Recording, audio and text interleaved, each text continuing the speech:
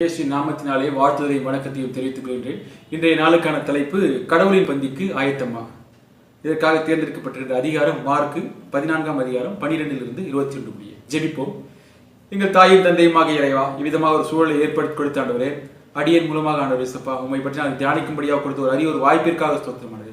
அடியனை மரத்தை நீரை பேசுங்க, இது அனைவருக்கும் பயனுள்ள மாற்றத்தினுடைய கேட்டுகளின் பிதாவே, ஆமென். இன்றைய நாளுக்கான தலைப்பு கடவுளின் பந்திக்கு ஆயத்தமா. கடவுளின் பந்தி. பந்தினா நமக்கு தெரியும், அதாவது சண்டைக்கு பிந்திக்கோ பந்திக்கு முந்திக்கோன்னு சொல்லுவாங்க. அந்த அளவுக்கு என்ன பண்ணோம்னா, நமக்கு நம்மளுடைய வாழ்வில் வந்துட்டு எந்த ஒரு நிகழ்வானாலும் வந்து பந்தின்ற பொழுது வந்துட்டு வெஜ்ஜு நான்வெஜ் எதுவாக இருந்தாலும் நம்ம வந்துட்டு என்ன பண்ணுவோம்னா, சாப்பாடுன்னும் போது அதில் வந்து நமக்கு வந்து ஒரு சந்தோஷம் இருக்கும்.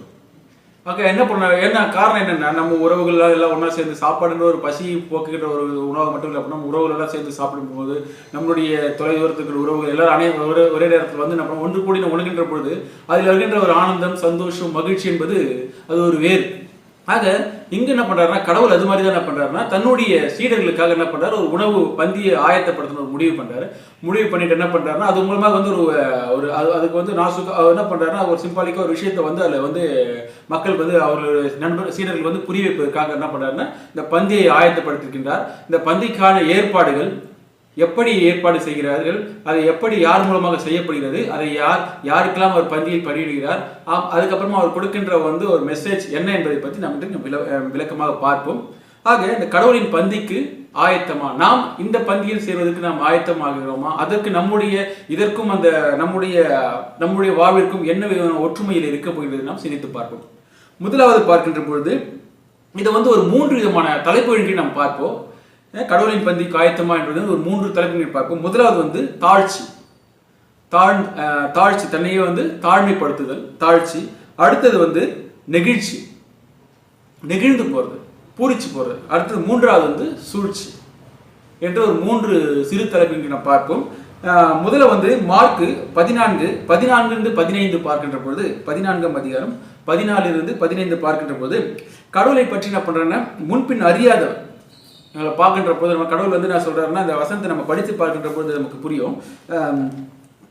பஸ்காவை பலியிடும் நாளாகிய புளிப்பில்லா அப்பம் சாப்பிடுகிற முதலாம் நாளிலே அவருடைய சீஷர்களிடத்தில் வந்து, நீ பஸ்காவை புசிப்பதற்கு நாங்கள் எங்கே போய் ஆயத்தம் பண்ண சித்தமா இருக்கிறீர்கள் என்று கேட்டார்கள். அப்போ இதில் பார்க்கிற போது மார்க் 14-12 பார்க்கின்ற போது அப்படின்னா, அவர் சீஷர்கள் வந்து என்ன பண்றாங்கன்னா, பஸ்காவை பலியிடத்துக்கு வந்து வந்திருக்குமே, அப்போ சாப்பிட்டு வந்திருக்குமே, நம்ம வந்து எங்கே போய் சாப்பிட போறோம், எங்களுக்கு எந்த இடத்துல வந்து நீங்க ரெடி பண்ணி வச்சிருக்கீங்கன்னு சொல்லிட்டு என்ன பண்ண யார்கிட்ட கேட்குறாங்க, கடவுள்கிட்ட கேட்குறாங்க. கடவுள் வந்து அந்த அளவுக்கு வந்து ப்ரிப்பரேஷன் இல்லாமையா வருவார். அவர் வந்து நம்ம சாதாரண மக்கள் நம்மளே வந்து 1000 ப்ரிப்பரேஷன் இருக்க போது கடவுள் வந்து அப்படி நம்ம விட்டுருவாரு. கேட்கிற போது கடவுள் என்ன சொல்றாரு, அவர் தம்முடைய சீஷர்கள் 2 பேரை நோக்கி என்ன பண்ண எல்லாரும் கேட்குறாங்க. அதில் 2 பேர் வந்து ரெப்ரசன்டேட் பண்றாரு. 2 பேர் என்ன பண்றாரு, கூப்பிடுறாரு, நீங்க என்ன பண்ணுங்க, நகரத்துக்கு போங்க. அப்போ அங்கே இருக்கிற இடம் ஒரு சாதாரண ஒரு கிராமம். நகரத்துக்கு போங்க, அங்கே என்ன பண்ணுங்க, தண்ணீர் எடுத்துட்டு ஒருத்தர் வந்து போவார். அவர் எங்கே போறாரோ, அவர் யாருடைய வீட்டுக்கு போறாரோ அவர் வீட்டுக்கு வந்து நீங்க போங்க. அங்கே போயிட்டு என்ன பண்ணுங்கன்னா, அந்த வீட்டு எஜமானிட்ட போய் நீங்கள் கேளுங்க. என்ன பண்ணாரு, இது மாதிரி வந்து அவன் எந்த வீட்டுக்கு பிரவேசம், அந்த வீட்டு எஜமானனை நீங்கள் நோக்கி, நான் என் சீடரோடு கூட பஸ்காவை புசிப்பதற்கு தகுதியான இடம் எங்கே என்று என் போதகர் கேட்கிறார் என்று சொல்லுகிறார். அப்போ என்ன பண்ணுறாருன்னா, என் போதகர் கேட்கிறாரு, என்னுடைய கடவுள் என் போதகர் கேட்கிறாரு, எங்கே நாங்கள் போய் புசிக்கிறதுன்னு சொல்லிட்டு அவர் கேட்கின்றாரு அப்படின்னு சொல்லி நீங்கள் வந்து போய் கேளுங்கன்றாங்க. அப்படி அவங்க போய் கேட்குறாங்க. கேட்கின்ற பொழுது அவங்க வந்து இடம் தராங்க.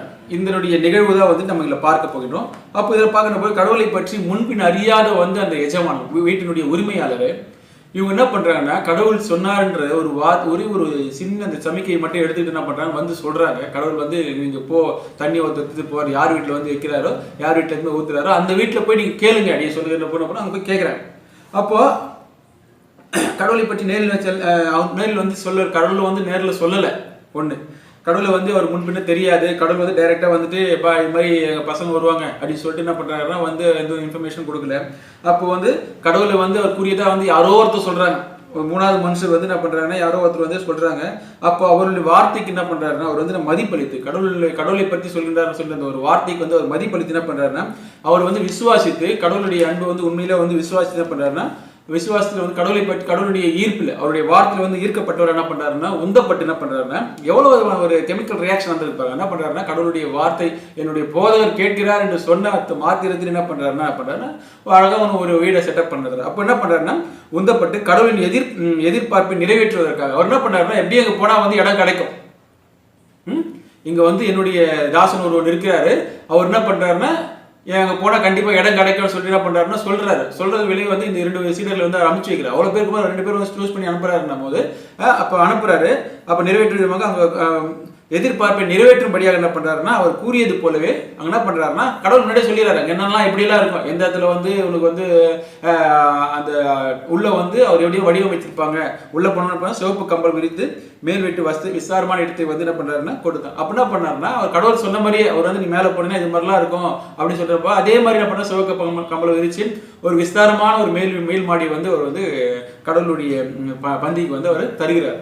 அப்போ இந்த இடத்துல வந்து நாம கண்டு இருந்தோம்னா எப்படி யோசித்து பார்ப்போம். யாரோ ஒருத்தர் சொல்றாங்க, ஃபோன் பண்ணியா சொல்றோம், ஃபோன் கூட பண்ணல, இது மாதிரி உங்க பேரை சொல்லிட்டு இது மாதிரிப்பா வந்து இது மாதிரி வந்து உங்களுக்கு வந்து பார்க்க சொன்னாங்க, பார்த்தா வந்து இது மாதிரி ஒரு வீடு ஒன்று வேணும், நாளைக்கு வந்து நாங்கள் இது மாதிரி ஒரு இது வச்சிருக்கோம், பார்ட்டி வச்சிருக்கோம் அப்படின்னு சொல்லும் போது நமக்கு எவ்வளோ இருக்கும், யாருன்னே தெரியாது, அவர் யாருன்னு எனக்கு தெரியலப்பா, நீ வந்து திடீர்னு மாதிரி சொல்ற, எப்படி நம்ம விட்டுருவோம், நம்ம வீடு அது மாதிரி கொடுத்துருவோமா, யோசித்து பார்ப்போம். அப்போ இந்த இடத்துல வந்து இவர்கள் போல் கடவுளை பற்றி தெளிவில்லாதவராய் இருந்திருந்தால் யாரோ ஒரு 3வது நபர், அதாவது 3வது ஆள் வந்து நம்மகிட்ட வந்து கேட்கின்ற போது நாம் வந்து வீட்டை கொடுப்போமா, நம்ம சிந்திச்சு பார்க்கணும்.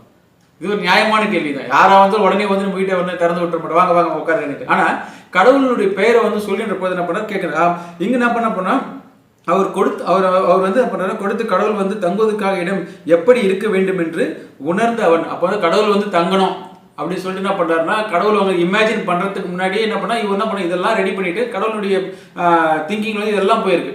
அப்போ இது மாதிரி சிவப்பு கம்பளம் வச்சிருப்பா, நல்லா வந்து இவங்க வந்து நல்லா ஃப்ரீயா வந்து மேலே வந்து உட்காந்து விஸ்தாரமான பெரிய இடம் இருக்கிறதுலையே அது மாதிரி என்ன பண்ணா அழகான ஒரு இடத்த வந்து கடவுளுடைய எண்ணத்திற்கு ஏற்றாற் போல் இவன் என்ன பண்ணா அந்த வீட்டை வந்து வடிவமைத்து அழகா வந்து கொடுத்துருக்காரு. அப்போ நாம கூட கடவுள் நம்மளுடைய மனதில் தங்கணும், நம்ம கிட்ட வந்து இருக்கணும்னு சொல்லிடுறப்ப அவர் வந்து ஒரு எண்ணம் வச்சிருப்பாரு. இப்போ நம்மளுடைய ஒவ்வொருக்கும் என்ன பண்ணா கடவுள் வந்து நம்மளுடைய இல்லங்களில் தங்கணும், நம்ம உள்ளங்களில் தங்கணும்னு நினைக்கின்ற பொழுது நம்ம வந்து அதை கேட்ட நம்ம தகுதிகளை எல்லாம் சிந்தித்து பார்க்கணும். யாரோ ஒரு மனுஷன் அவர் என்ன பண்றாருன்னா கடவுளுக்கு அவர் வந்து 1000 சொத்துக்கு அதிபதி கேட்கின்ற பொழுது என்ன பண்றாருன்னா அவர் என்ன பண்றாரு தன்னுடைய நிலையை விட்டு கேட்டு 1000 பேர் கேள்வி கேட்பான், என்ன பணக்கார உடனே கொடுத்துட மாட்டான், கேள்வி கேட்பான், யாரு நீ, எந்த ஊரு, எதுக்கு நீ வந்திருக்க, நீ எங்க எப்படி தெரியும் உனக்கு என்னை பத்தி அப்படி சொல்லி 1000 கேட்பாங்க. ஆனா அங்க என்ன பண்றாருன்னா அவர் எதுவுமே கேட்கல, என்னுடைய போதகர் கேட்கிறார் கேட்ட ஒரே ஒரு வார்த்தைக்கு செவி கொடுத்தவர் என்ன பண்றாருன்னா தன்னுடைய இடத்தை வந்து முழுவதுமாக அவர் கொடுக்கிறார்.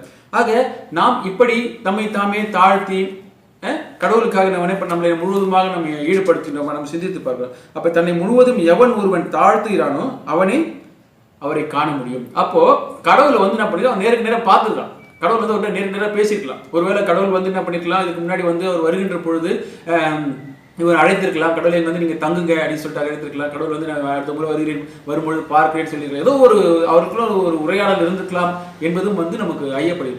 ஆக ஏதோ ஒரு விதத்தில் அவர்கள் வந்து இருவரும் ஒரே ஒரு கோட்டியில் வந்து கடவுளை பற்றி ஒரு தெரிந்தவனாய் வந்து பயணித்திருக்கிறார். அப்போ நாம் இங்கு அவர் கொடுத்த கடவுள் வந்து தங்குவதற்கு இடம் எப்படி இருக்க வேண்டும் என்று உணர்ந்து அவனை போல் நாம என்ன பண்ணோம், கடவுளை வந்து உண்மையாக ஏற்றுக்கொள்ளணும், நம்மளுடைய உள்ளங்களை வந்து நம்ம திறந்து வச்சுக்கிட்டோமா, கடவுளுக்கு நம்ம கொடுத்து நம்ம தயாராக இருக்கணும்னு சிந்தித்து பார்க்கணும்.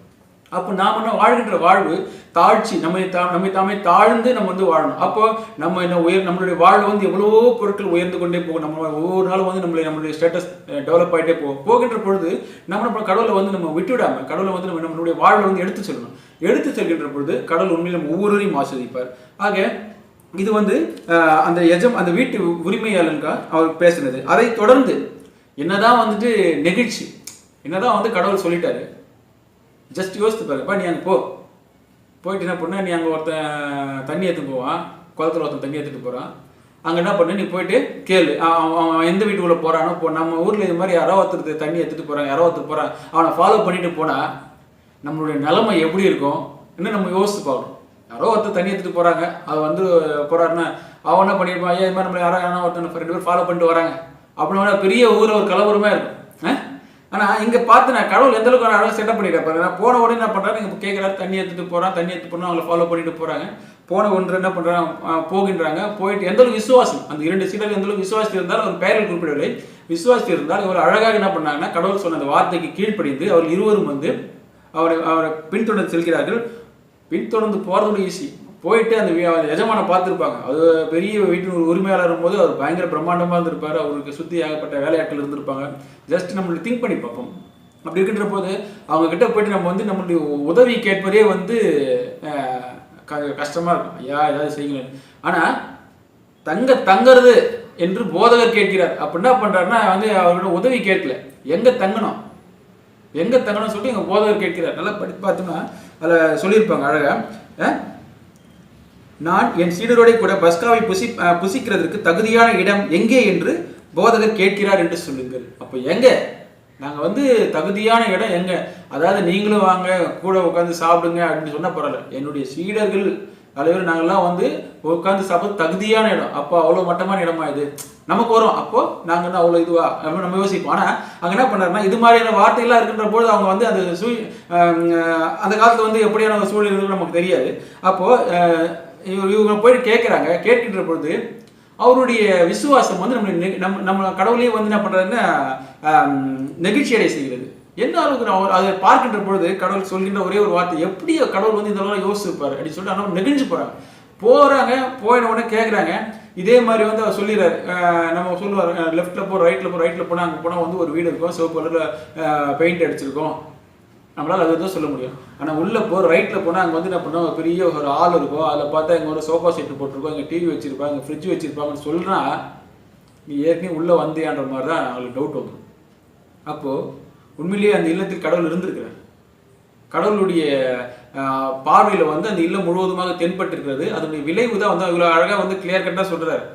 எவ்வளோ பேர் வந்து போயிருப்பாங்க. ஆனால் இவங்க போகின்றப்போ தண்ணி நிறைய பேர் மொண்டுட்டு போயிருப்பாங்க. ஆனால் இவங்க வருகின்றப்போ கரெக்டாக அந்த வேலையால் வரணும், அவர் மொல்லணும், அவர் வந்து கரெக்டாக அந்த வீட்டுக்கு போனதெல்லாம் வந்து ஒரு கடவுள் எந்த அளவுக்கு வடிவமைத்துக்கிறார் பார்க்கணும். ஆக என்ன பண்ணுறேன்னா இதுதான் நெகிழ்ச்சி அடை அந்த சீடர்கள் வந்து என்ன கடவுள் இப்படி வந்துட்டு நம்மளை பண்ணுறாருன்னு சொல்லிட்டு அவங்களுக்குள்ளே வந்து ஒரு சந்தோஷம் வந்துச்சு. பரவாயில்ல, அந்த அவங்களுடைய விசுவாசம் எப்படிப்பட்ட விசுவாசம் நம்மளே நெகிழ்ச்சி அடை செய்யும். நமக்கே வந்து ஒரு ஆச்சரியத்தை உருவாகுது, எப்படிப்பா இதெல்லாம் முடியும். அப்போ கடவுள் சொன்ன வார்த்தைக்கு கட்டுப்பட்டு முன்பின் அறியாத ஊர் பேர் தெரியாத ஒருவனிடம் ஒரு ஆள்கிட்ட போயிட்டு என்ன பண்றாங்கன்னா இடம் கேட்கும் அந்த சீடர்களின் விசுவாசம் வந்து கீழ்ப்படி விசுவாசித்து என்ன பண்றாங்க, கீழ்ப்படி. அவன் சொன்னது வந்து ஓகே நாங்கள் செய்யறோம், நீங்க போய் கேளு அப்படின்னு சொல்லிட்டு ஒருவேளை அந்த உரிமையாளர் வந்து மறுத்துட்டு தான் நினைக்கணும். ஒருவேளை மருத்துவம் அப்படின்னு சொல்லிட்டு நினைச்சிருந்தாங்க, ஐயோ மருத்துவம் இல்லைன்னு சொல்லிட்டாங்க, என்ன நினைச்சிருந்தாங்கன்னா போயிருக்க மாட்டாங்க, உண்மையிலே போயிருப்பாங்க. ஐயோ ஒருவேளை நம்ம கேட்டு அவங்க கண்டிப்பாக கொடுக்க முடியாது சொல்லி நமக்கு அசிங்கமாக இருக்குங்க அப்படின்னு சொல்லிட்டு யோசிச்சு. ஆனால் கடவுள் சொன்னார் கண்டிப்பாக நடக்கும், அதனால தான் அவர் கூடவே இருக்காங்க. கடவுள் சொன்னால் கண்டிப்பாக நடக்கும்னு சொல்லிட்டு அவங்க விசுவாசித்தாங்க. ஏன்னா இவருடைய விசுவாசம் வந்து என்ன பண்ண நம்மளை நெகிழ்ச்சியோட செய்யும். கடவுள் வந்து எந்த அளவுக்கான ஆட்களை வந்து கூட வைத்திருந்தாரு பாருங்க. இது வந்து நெகிழ்ச்சி அடைய செய்கிற விசுவாசம். அப்போ என்ன பண்ணால் அவர் வந்து எந்த அளவுக்கு வந்து இதுக்காக வந்து ஆயத்தப்படுறாங்க, கடவுளுடைய பந்தியில் ஆயத்தப்படுவதற்கு அவங்க வந்து உண்மையிலே அவர்களை தயார்படுத்தாங்க. இப்படி ஒரு சூழல் நமது வாழ்வில் நடந்தால் நாம் எப்படி இதை எதிர்கொள்வோம்? இது மாதிரியான சூழல் வந்து நம்ம வாழ்வில் வந்து நமக்கு வந்துச்சு வச்சுக்கலாம், நம்ம எப்படி நம்ம ஃபீல் பண்ணுவோம்? ஆக நாம் கடவுளின் கட்டளைகளை நமக்காக கடவுள் கொடுக்கும் அந்த அசைன்மெண்ட் நமக்காக ஒவ்வொருத்தருக்கும் வந்து ஒரு இது கொடுத்துருக்காரு அசைன்மெண்ட். இப்போ நம்ம ஒரு ஆஃபீஸில் ஒர்க் பண்ண கூட ஏதோ ஒரு ப்ராஜெக்ட் கொடுத்துருப்பாங்க, நீங்கள் இந்த ப்ராஜெக்ட் முடிங்க, இது படிங்க. அது மாதிரி ஸ்கூலில் நம்ம வேலை செய்கிற நம்ம பணியிடங்கள் எல்லா இடத்துலையும் என்ன பண்ணுவோம், ஒவ்வொரு நமக்கு வந்து ஒரு இது கொடுத்துருப்பாங்க, இதை பண்ணணும் அதை பண்ணணும்னு சொல்லிட்டு நம்ம அதை முடிச்சு காட்டணும். அப்போ தான் வந்து அதில் வந்து நமக்கு வந்து பெருமைகள் கிடைக்கும். நமக்கு வந்து அதில் வந்து நம்மளுடைய பதவி உயர்வு, சம்பளம் அதெல்லாம் வந்து நம்ம அதே ஓரியன்டாக நம்மளும் அதனை சார்ந்ததாக தான் இருக்கும்.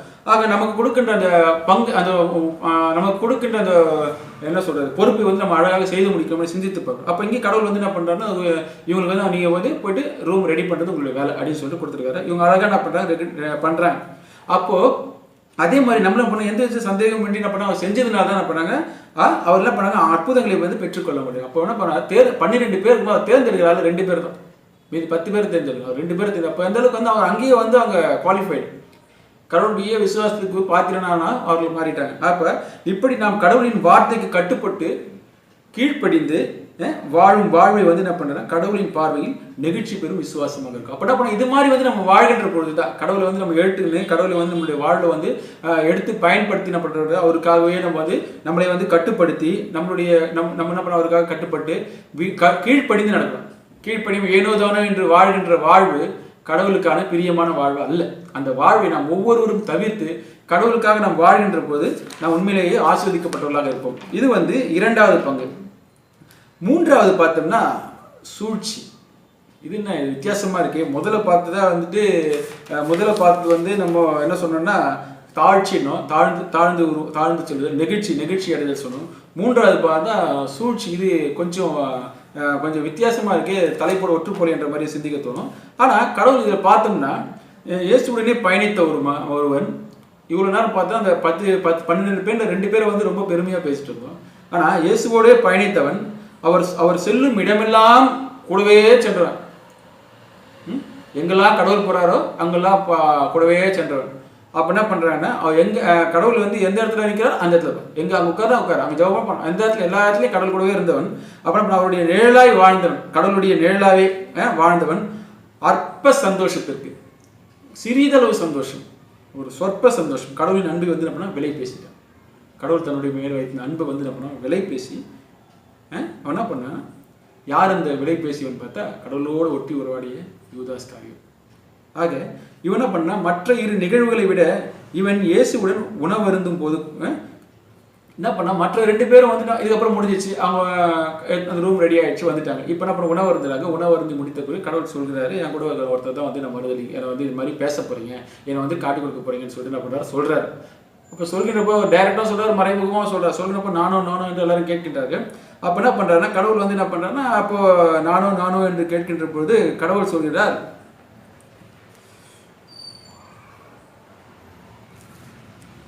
அவர் பிரதித்திரமாக என்னுடனே கூட தாளத்தில் கையிடுவனாகிய 12 ஒருவனே அவன் என்று சொல்லி. அப்ப என்ன பண்ணாரா, என் கூட இருக்கிற 12 பேர்ல ஒருத்தன் தான், என் கூட அவன் சாப்பிட்றாரு, அவங்க தான் வந்து சொல்ல போறான் அப்படி சொல்றாரு. அது மட்டும் சொல்லாம மனுஷகுமாரன் தம்மை குறித்து எழுதிக்கிறபடியே பேசுகிறார், எழுதிக்கிறபடியே போகிறார். ஆகிலும் எந்த மனுஷனால் மனுஷகுமாரனை காட்டி கொடுக்க போகிறாரோ. ஆனா இது வந்து யூதாஸ் சொன்னதுனால தான் அந்த நிகழ்வு நடைபெறல. இதுல வந்து சீன்ல வந்து யூதாஸும் வர வேண்டிய ஒரு சூழல், அவ்வளவுதான். அதனால இது வந்து ஆல்ரெடி டிசைடட். கடவுள் இன்னைக்கு வந்துட்டு உணவு இருந்துட்டோம், நாளைக்கு என்ன பண்ணுவாங்கன்னா இந்த நேரம் வந்து அவர் வந்து சிலுவையில் அறையணுன்றது வந்து ஆல்ரெடி டிசைடட். இதுக்கு என்ன பண்ணுறாங்கன்னா, இதுக்கு வந்து யூதாஸ் வந்து அங்கே வந்து ஒரு பாத்திரமாக பயன்படுகிறார். அப்போ இங்கே மனுஷகுமார் தம்மை குறித்து எழுதிக்கிறபடியே போகிறார், என்ன எழுதியிருக்கோ அதுபடி தான் அவர் வந்து போயிட்டு இருக்காரு. ஆகிலும் எந்த மனுஷனால் மனுஷகுமாரன் காட்டி கொடுக்கப்படுகிறாரோ, அப்போ இதுவும் எழுதியிருக்கும்.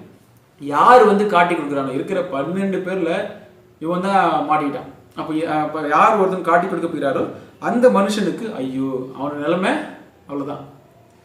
அந்த மனுஷன் பிறவாது இருந்தால் நலமா இருக்கும், அவனுக்கு நலமா இருக்கும் என்றார். அப்போ கடவுள் என்ன சொல்றாருன்னா, அவரை பத்தியே சொல்றாரு, உங்க ஒருத்தன் தான் எனக்கு காட்டி கொடுக்க போறீங்க.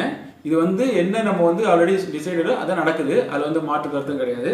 ஆனா மனுஷகுமாரனை காட்டி கொடுக்குற எந்த மனுஷன் காட்டி கொடுக்குறானோ அவனுக்கு தான் ஐயோ, அவனுக்கு ஐயோ. அவன் என்ன பண்ணா, பிறக்காம தான் ரொம்ப நல்லது, நீ வந்து பிறந்ததே வேஸ்ட்ல, நீ பிறக்காம இருந்தீங்கன்னா நீ நல்லதுன்னு சொல்லிட்டு அவன் பரிதாபப்படுறாரு. நீ பிறக்காம இருந்துக்கலாமாப்பா, நீ அநியாயத்தை நீ சாக போறியே. அவருடைய மரணத்தை குறித்து அவர் எதுவும் கவலைப்படல. ஏன்னா அவர் மரணம் தெரியும், மரணிக்க போறோம், மறுபடியும் உயிர் திழப்படுற அவர் தெரியும். ஆனா நீ என்ன பண்ண போற, நீ எப்படி இறந்த, நீ எப்படி இறக்க போறன்னு சொல்லிட்டு என்ன பண்றாரு, முன்னாடியே அவர் வந்து கடவுள் வந்து அவனுக்கு புரிய வைக்கிறார். ஆக இந்த யூதாஸ் காரியர் இதை பற்றி தான் பார்க்க போகிறோம். அப்போ என்ன மற்ற 2 நிகழ்வுகளை விட இவனுக்கு கபடு நிறைந்தவனாய் பொருளாசை கொண்டவனாய் இருந்தான். அப்போ இயேசு கூட உணவு அருந்தும் போது மற்றவர்கள் என்ன பண்ணாங்கன்னா, எல்லாரும் நண்பர் இருந்தாங்க. இவர் மட்டும் என்ன பண்ணாலும் 1000 மனசுல வந்து அழுக்குகளை வச்சுட்டு நம்ம கடவுளோட வந்து ஒட்டி உருவாடி இருக்காரு. அப்போ நாம எத்தனை பேர் கடவுளோட இவ்விதமாக இருக்கின்றோம் சிந்தித்து, எத்தனை பேர் யூதாஸ் மாதிரி நாம என்ன பண்றோம், நம்ம மனசுல வந்து 1000 அழுக்குகளை வச்சுட்டு நாம கடவுளை காட்டி காட்டி கொடுப்பது என்பது மட்டும் வந்து என்னவோ நேரம் போயிட்டு சிலுவையில் அறைவதற்காக காட்டி கொடுப்பது மட்டும் நம்முடைய செய்கைகளில் நாம் செய்கின்ற ஒவ்வொரு சிறு செய்கைகளையும் வந்து கடவுளை நம்ம ஒவ்வொரு நாளும் சிலுவையில் அறிந்து கொண்டு சிந்தித்து பார்க்கணும். அப்போ இதை இயேசு உணர்ந்து அவனை மறைமுகமாகவே நேரடியாக கணிந்து கொண்டார். அப்போ இதை அவன் பெரிதாக நினைக்காம என்ன பண்ணா, தன்னுடைய எப்படி யூதாஸ் வந்து என்ன பண்ணா, அது வந்து இயேசுசாமி வந்து முன்னாடியே சொல்றாரு, இது மாதிரிலாம் சூழலை மறிக்க போகிற, இது மாதிரி என்ன பண்ண போற, மனுஷனா பிறக்காம இருந்திருக்கலாம் சொல்லிட்டு போறான். அவன் பெருசா வைத்து என்ன பண்ண, தன்னுடைய சிற்றின்பத்தை என்ன பண்ண அவன் வந்து முழுகி கிடக்கும். இயேசுவின் அன்பு வந்து விலை பேசி என்ன பண்ண, அவரை காட்டி கொடுத்துட்டான். அப்போ இதனுடைய விளைவு, அவனுடைய முடிவு வந்து ரொம்ப மோசமா இருந்தது. அப்போ அவன் முடிவை முன்பே உணர்ந்தவராய் கடவுள் அவனை இதற்கு பிறவாதி இருந்தால் நலமா இருக்கும் என்று கடிந்து கொண்டார். அப்போ இதுக்கு நீ வந்து பிறக்காமே இருந்துக்கலாமாடா அப்படி சொன்னப்படுறாருன்னா ரொம்ப ஃபீல் பண்ணி மாதிரி கோவப்படுறாரு. எனவே நாமும் உண்மையான தேவனை விட்டு விலகி, நம்ம கடவுள் உண்மையான தேவனை நம்ம விட்டு விலகிட்டு என்ன பண்றோம், சிற்றின்பங்களுக்கு ஆசைப்பட்டு, சிறிதளவு சந்தோஷங்கள் ஆசைப்பட்டு நம்ம என்ன பண்றோம், நம்மளுடைய வாழ்வு வந்து நம்ம சீர்கெடுத்துக் கொண்டிருக்கணும். அது எனவே நாம் உண்மையான தேவனை விட்டு விலகி இந்த உலகம் சார்ந்த சிற்றின்பங்களுக்கு நம்ம ஈடுபடுத்தி நமது வாழ்வை வந்து மாய்த்து கொள்கின்றோம். மாய்த்து கொள்வது நம்ம நம்மளுடைய உள்ளத்தை வந்து கெட்டுக்கிறோம். அப்போ கெட்டுக்கிறப்ப கடவுள் உள்ள வரமாட்டார். உள்ள வந்தா தானேப்பா நமக்கு சந்தோஷம். உள்ள வரலன்னும் போது என்ன சந்தோஷம்? உள்ள வரணும். அதுக்கு நம்ம நம்மளுடைய உள்ளங்களை வந்து தயார் நிலையில வச்சுக்கணும். தயார் நிலையில் வைத்து எத்தனை பேர் தயார் நிலையில் வைத்து சிந்தித்து பார்க்கணும். அப்போ எனவே இப்படிப்பட்டவர்களை பார்த்து கடவுள் கூறும் வார்த்தை, இது மாதிரிலாம் யாரெல்லாம் இருக்கீங்களோ, உள்ள அழுக்கோடு வந்திருக்கிறீங்களோ, மனசுல வந்து 1000 பொறாமை, தீய குணங்கள், சிற்றின்ப ஆசைகள், கடவுள் மீது இல்லாத பொருளாசை, அது மாதிரி நிறைய பிரச்சனைகள், அது மாதிரி வந்து தீய எண்ணங்கள், தீய பழக்கங்கள், மற்றவர்களுக்கு வந்து குழி பறிக்கிறது, வஞ்சகம் பேசுறது, அனைத்து விதமான நிலையில் இருக்கின்றவர்களை நம்ம கடவுள் பார்த்து கேட்கின்றார், நீ பிறவாதி இருந்தால் நலமா இருக்கும். நீங்களாம் பிறவாதி இருந்தாலே நலமாக இருக்கும். இது வந்து யூதாஸ்க்கு, யாரெல்லாம் யூதாஸை போல சிலுவையில் அறைவதற்கு காட்டி கொடுத்த யூதாஸை விட மோசமானவர்களாக நாம் இருப்போம். இவ்விதமாக நாம் இருக்கின்ற போது, ஆக கடவுள் நம்மையும் இது போன்ற நிலையில் இருக்கின்ற போது கடவுள் இப்படிப்பட்டவர்களையும் அவர் வெறுக்கிறார். வெறுத்து அவர் கூறுகின்ற வார்த்தை தான், நீ பிறவாதி இருந்தால் நலமாக இருக்கும். எனவே அன்புக்குரியவர்களே, இது போன்ற உலகம் சார்ந்த சூழ்ச்சிகளில் அகப்படாமல், இது போன்ற சூழ்ச்சியில் வந்து நம்ம வந்து மாட்டிக்கலாம். இதெல்லாம் வந்து நம்மளா வந்து டிசைட் பண்ணி வரதில்லை. யூதாஸும் நல்லா தான் இருந்தான், கடவுள் கூடவே இருந்தான். ஆனால் திடீர்னு அவனுடைய ஒரு விதமான ஒரு பிசாசினுடைய செய்கை வந்து அவனுடைய கடவுள் பிரிச்சினுடைய விளைவு அவனுடைய மரணம் மற்ற சீடர்களுடைய மரணங்களை விட மிகவும் மோசமான ஒரு மரணமாக இருந்தது.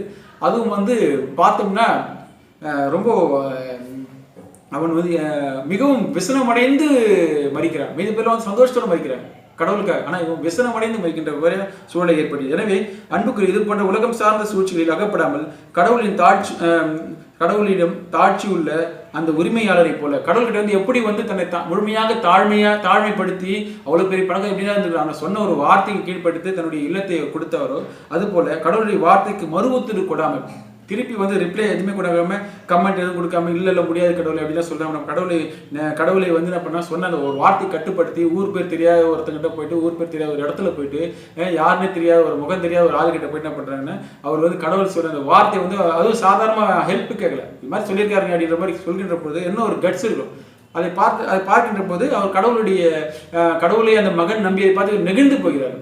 அவர்களை பார்த்து நாம் நெகிழ்ந்து போகிறோம். கடவுள் வந்து என்ன பண்றாருன்னா, என் மீது இவ்வளவு விசுவாசம் வச்சிருக்கான்னு சொல்லிட்டு கடவுளே நெகிழ்ச்சியாளர்கள் சீடர்கள் போல நம்ம வந்து வாழ்ந்து காட்டணும். அப்படி வாழ்ந்தால் நமது வாழ்வு வந்து யூதாஸை போல பட்டு போகாம இருக்கும்.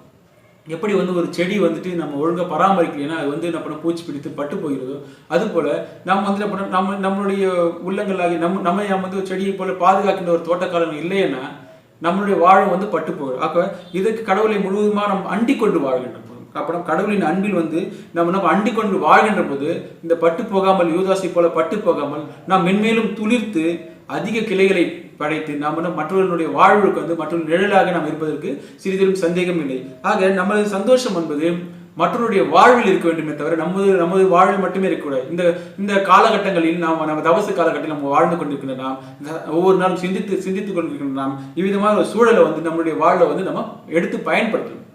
அப்போ நாம் வந்து மற்றவர்களுக்கு உதவுவதற்கு நம்ம தயாராக்கிக்கணுமா என்று நான் சிந்தித்து பார்க்க. எத்தனையோ ஊழியக்காரர்கள் வந்து வீடுகள் இல்லாமல் இருக்கிறாங்க, எத்தனையோ கஷ்டப்பட்டு இருக்காங்க.